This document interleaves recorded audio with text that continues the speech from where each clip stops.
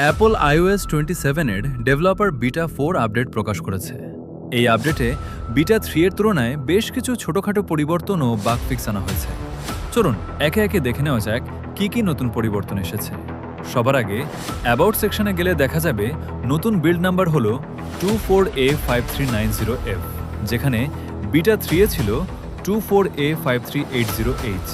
পাশাপাশি modem ফার্মওয়্যারও update হয়েছে 4.01.07 থেকে 4.02.01 এ। তবে ভালো খবর হলো আপডেটের পরও ব্যাটারি হেলথে কোনো পরিবর্তন হয়নি। লক স্ক্রিনেও কিছু পরিবর্তন এসেছে। বিটা 3 এ নিচের শর্টকাট আইকনগুলোর ব্যাকগ্রাউন্ড সাদা করে দেওয়া হয়েছিল, কিন্তু বিটা 4 এ সেটিকে আবার আগের মতো ট্রান্সপারেন্ট করে দেওয়া হয়েছে। এছাড়া একটি ব্যাগও ঠিক করা হয়েছে। আগে নোটিফিকেশন সেন্টার নামালেই ওয়ালপেপারের সাবজেক্ট আগে থেকেই দেখা যেত, যা অনেকের কাছে ফিচারের মতোই মনে হয়েছিল, কিন্তু বিটা 4 এ অ্যাপল সেটিকে ঠিক করে দিয়েছে। এখন নোটিফিকেশন সেন্টার পুরোপুরি নামালে তবেই সম্পূর্ণ লক স্ক্রিন ওয়ালপেপার দেখা যাবে। আরেকটি ছোট পরিবর্তন দেখা যাবে অ্যাপ লাইব্রেরিতে। আগে ব্যাকগ্রাউন্ডের ওয়ালপেপার পরিষ্কার দেখা যেত, কিন্তু এখন সেটি ব্লার হয়ে যায়।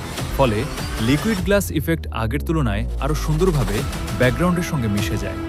সিরিতেও নতুন একটি পরিবর্তন এসেছে।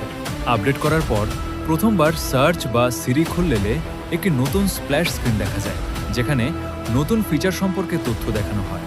এছাড়া সিরি ভয়েস সেটিংসে এখন শুধু আমেরিকান ভয়েস নয়, অস্ট্রেলিয়ান, ইন্ডিয়ান, ব্রিটিশ, আইরিশ এবং সাউথ আফ্রিকান ভয়েসও যুক্ত হয়েছে। তবে ভয়েস পেস এবং এক্সপ্রেসিভনেস পরিবর্তনের সুবিধা এখনও শুধুমাত্র আমেরিকান ভয়েসের জন্যই সীমাবদ্ধ রয়েছে।